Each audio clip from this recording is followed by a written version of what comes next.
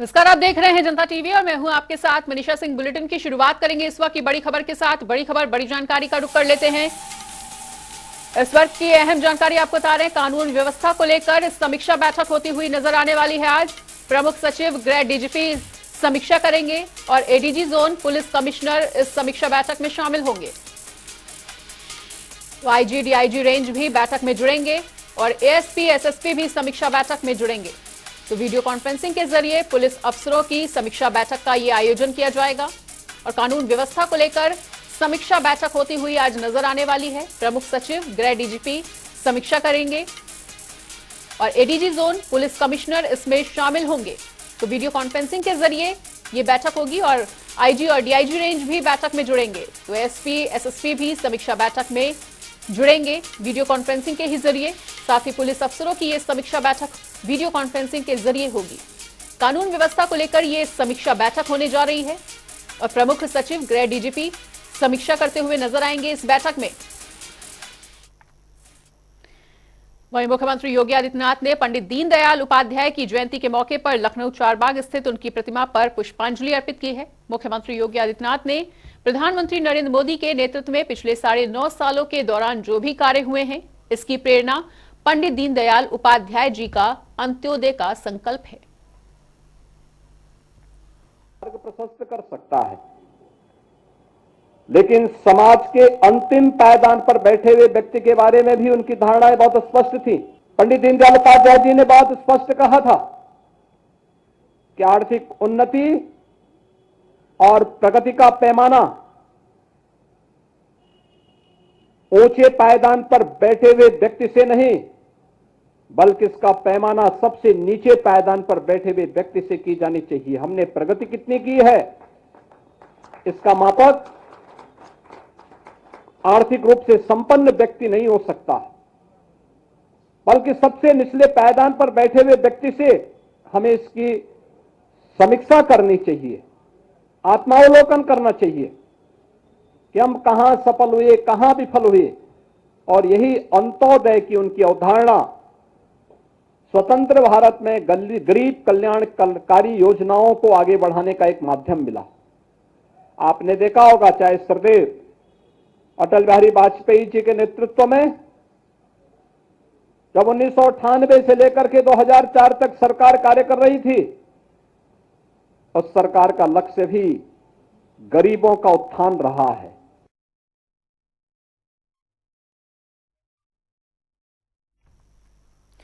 चौबीस के चुनावों को लेकर राजनीतिक पार्टियों की तैयारियां जोरों शोरों पर हैं, तो सियासी गलियारों में वार पलटवार का सिलसिला भी देखने को मिल रहा है। एक और इंडिया गठबंधन के नेता सरकार पर सवालिया निशान खड़े कर रहे हैं, तो वहीं दूसरी तरफ फिर से डिप्टी सीएम ब्रजेश पाठक ने इंडिया गठबंधन पर निशाना साधा है। उन्होंने कहा है कि सबसे ज्यादा भ्रष्टाचार करने वाली पार्टियों के नेताओं ने ही सत्ता के लिए गठबंधन बनाया है, लेकिन जनता सब कुछ जानती है। उधर ओम प्रकाश राजभर ने एक बार फिर से समाजवादी पार्टी पर जमकर निशाना साधने का काम किया है और एक और जहां स्वामी प्रसाद मौर्य को आड़े हाथों लेते हुए राजभर ने कहा कि वो सपा को रसातल में पहुंचा देंगे, तो वहीं दूसरी ओर निशाना साधते हुए सपा को चोरों चक्कों की पार्टी भी करार दिया।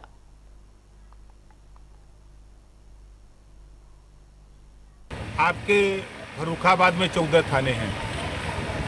किसी थाने पर नाई, गोणपाल, प्रजापति, बिंद, केवट, मल्ला, राजभर, चौहान, लोध, आरा, कर्कबंसी, बंजारा, बहलिया, खंगार, जुल्हा, दुनिया, अंसारी, साईं, दर्जी, फकीर, शेख, सैयद, पठान।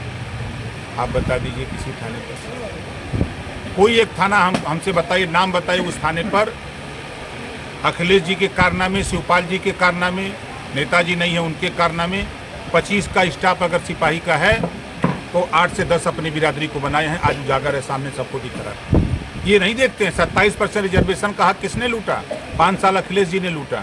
3 सितंबर 2013 को हाई कोर्ट ने कहा कि 27% जो पिछड़ों को आरक्षण मिल रहा है उसका लाभ कुछ जातियां उठा रही हैं। उत्तर प्रदेश सरकार बांट के इसको सबको हिस्सा दे। मुख्यमंत्री कौन? अखिलेश यादव जी। क्या किया उन्होंने? हाई कोर्ट के आदेश को भी नहीं माना।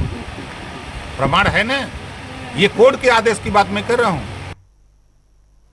कांग्रेस की नेता सुप्रिया श्रीनेत ने महिला आरक्षण बिल पर सवाल उठाए हैं और उन्होंने सरकार से पूछा कि आखिर ये महिला आरक्षण बिल कब से लागू होगा।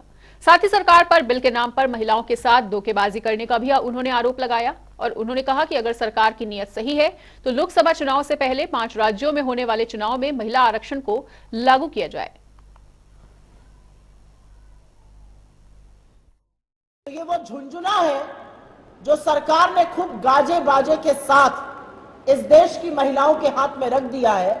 आपने बोला बिल लाएंगे, अभी इंतजार करिए, ये अनिश्चितकालीन इतिहास है कि अगर इंतजार है, अगर ये वाकई में महिला आरक्षण करना चाहते तो तुरंत अभी जो 5 चुनाव होने वाले हैं उसमें और 2024 के जनरल इलेक्शन में आप महिला आरक्षण लाइए। अगर आपकी नीति और नियत में खोट नहीं होती तो आप जरूर लाते। असलियत यह है कि राज्यों में अपनी हार देखकर, आगामी चुनावों में हार देखकर, नैरेटिव हाथ से फिसलता देखकर, अडानी के महाघोटाले देखकर कुछ करना जरूरी था।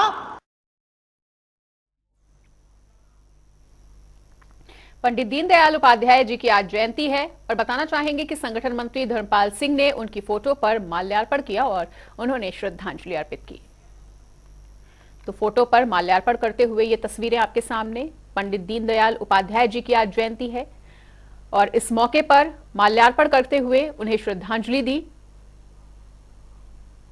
और उनकी फोटो पर माल्यार्पण किया।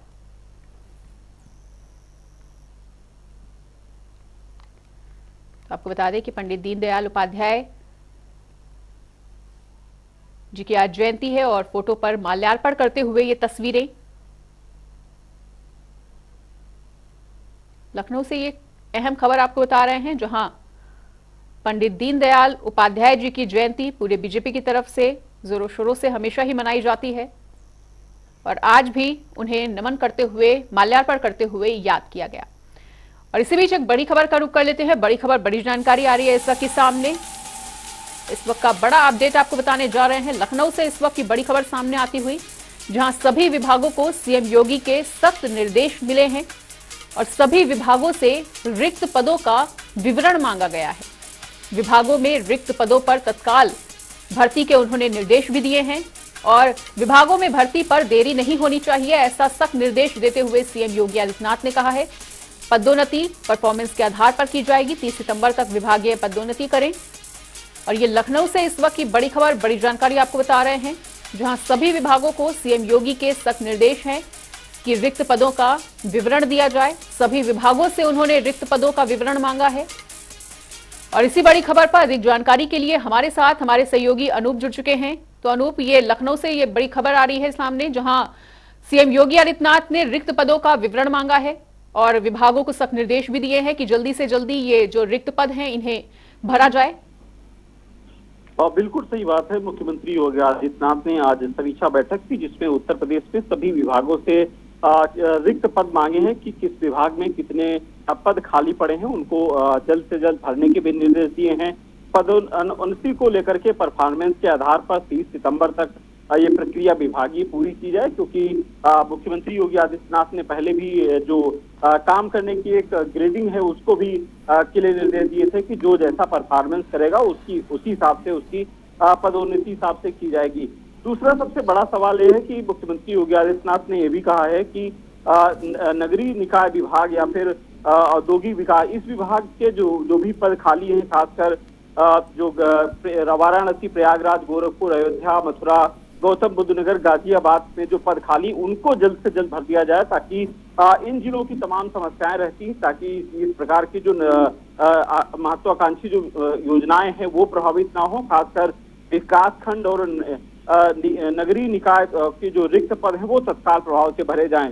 तो कुल मिला के कहा जा सकता है कि जिन विभागों में पद खाली हैं, जो विभाग जो अभी तक जो जिस तरीके से काम कर रहे हैं उनको लेकर के, और साथ ही साथ वो निर्देश दिए हैं कि जो बजट विभागों को दिया गया था तो समुचित जगह पर, उचित जगह पर उसको जल्द से जल्द खर्च किया जाए, ताकि आगामी आने वाले विधानसभा सत्र में उससे पहले वो बजट विभाग खर्च कर सके और एक विकास का जो पहिया लगातार चल रहा है उस पर कहीं न कहीं और तेजी गति ला सकते हैं। और इसी वजह से मुख्यमंत्री योगी आदित्यनाथ ने आज समीक्षा बैठक की, जिसमें दिशा निर्देश दिए हैं।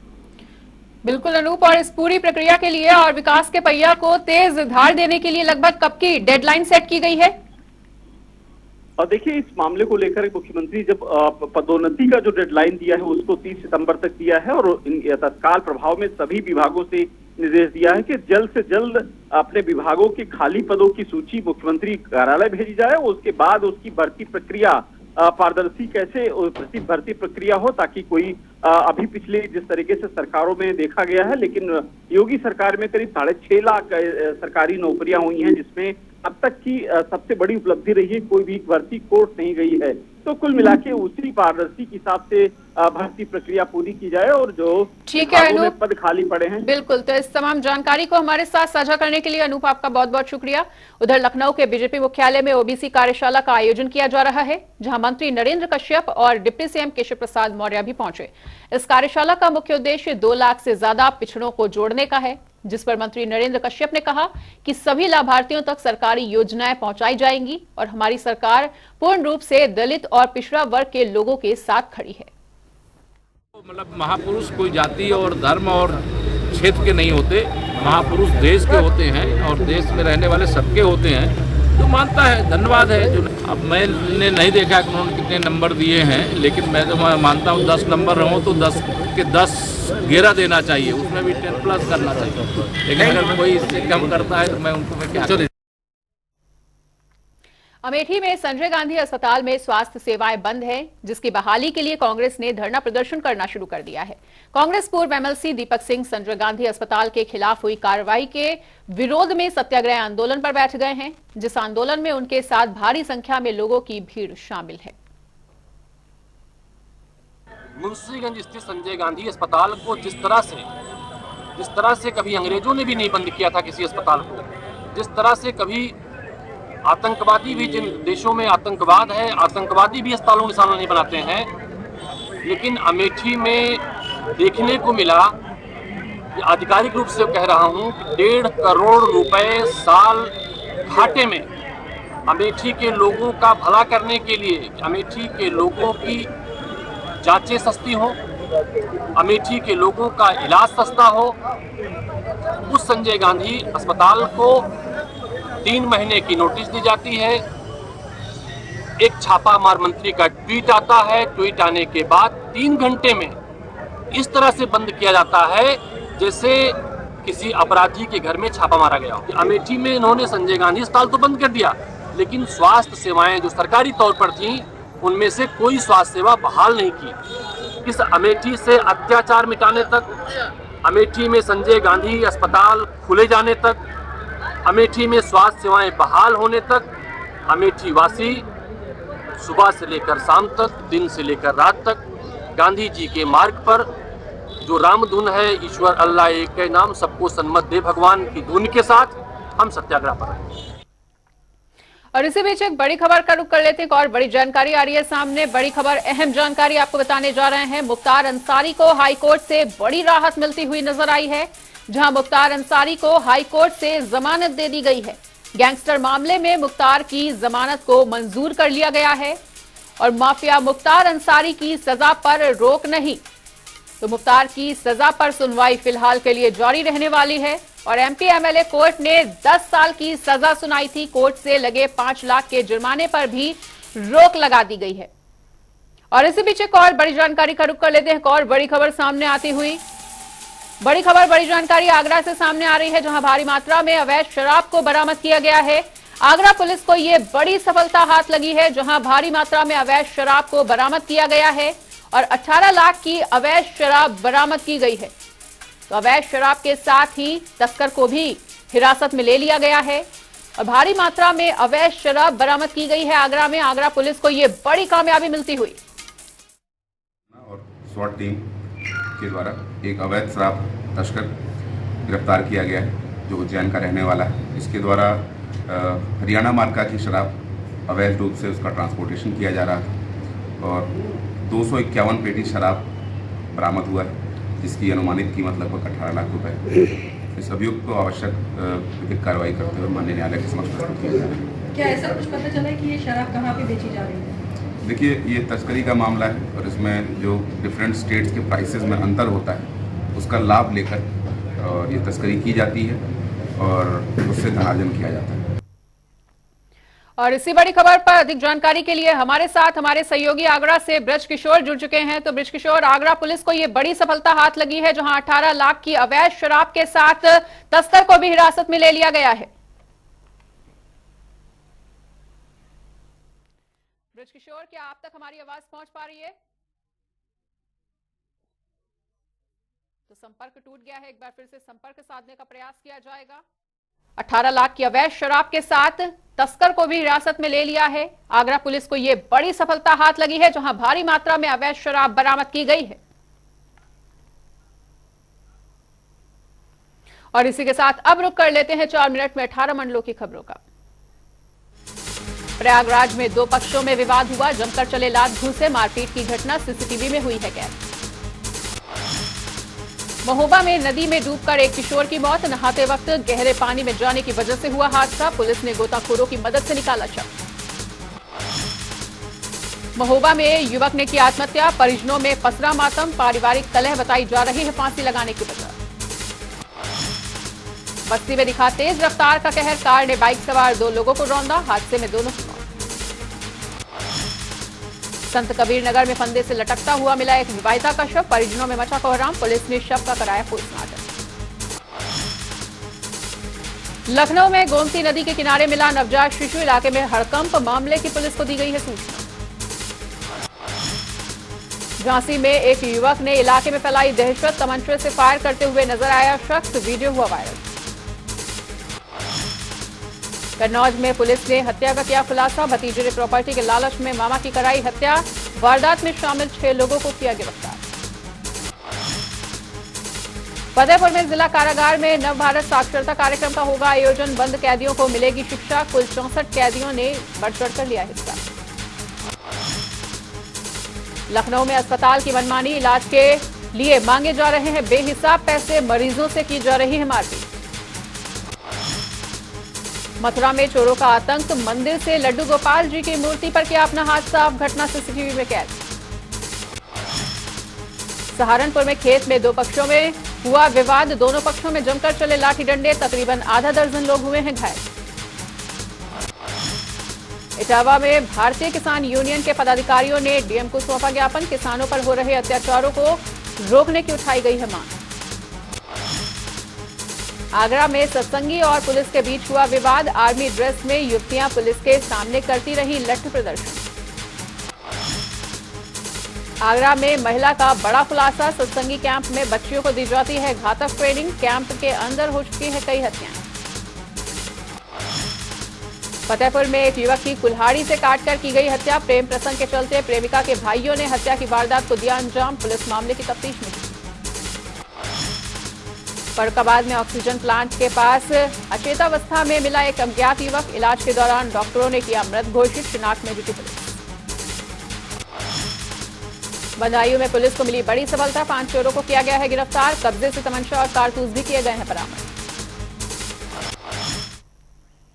और फिलहाल इस वक्त के बुलेटिन में इतना ही, खबरों का सिलसिला लगातार जारी है, देखते रहिए जनता टीवी।